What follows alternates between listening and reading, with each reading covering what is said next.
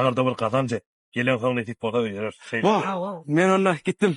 Men ýürüýti daşary ýurtda işläp, öýlenmem üçin köp pul getirerim. Ha bolap. Sag bolun. Ece, kanka, ben geldim. Geldim oğlum. Inni öýerer oğlum. Hava, çok edeli. Bar git de pul gazanyp gel. Eklemeläminim. Ya bu kedele çek altında Ece. Bar. Sağam için. Ben yine de daşary ýurtda işläp pul getirerim gelir. Köprak kazanın. Yok bazanay. Kaka geldim mi? Geldim kıydım. Ve bu sana. Indi ben seni taşak. Yiyeceğim gitmeyen. Biz yeni köpeliyiz. خيل الخيل تشد الحيل تسر الويل حوافرها انسان الليل الثاني ما Men sana şu tezgirle gelmediydim. Gerçekten mi? Ben öyle. Şimdi beni içeriye gitmeyen mi? Bana mengdemeyen ol. Bar. Şimdi beni içeriye gitmeyen. Mına masını tayretmeli. Ulakan oğlum öyle. Bar, pul kazanıp gel. Ben öyle.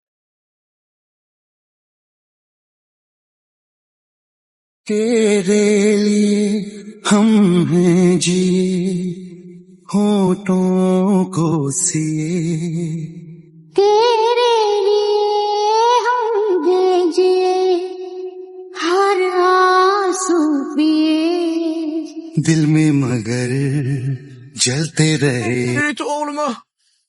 Bu dedim salet getirdim çağır oğlumu. Zara pap kalcıla. Oğlummuş. Yok. Ben söz yapayım salet. Ay yecemin pistoleye oynamak gibi aysana. Oğlum sus hep ben pistolet oynanağın öýermeli oğlum. Pul gerek pul. Ha? Pul gerek pul. Öýermeli. Ulakan oğlum pul gerek. के दिए तेरे लिए तेरे लिए Öğlenir öyle toymadan. Bar oğlum sağ git. Sağ git. Sağ ol. Köp pul kazanıp gelen. Böyle. Hoş oğlum. Ha ol. Situatsiya. Daşary ýurda işime etmeli. Okuma etmeli. Okumaklı için Vatan Global Kampanyası dinle oku vizatlar. Türkiye'de yaşayan, okuyan, işleyen iyileştirmede hikmet izni almakta, resmi namaları toplamakta kömek eder. Çalışma izni yani iş ruhsatnaması yani siyahatçılık vizatını almağa profesyonel hizmet ederler.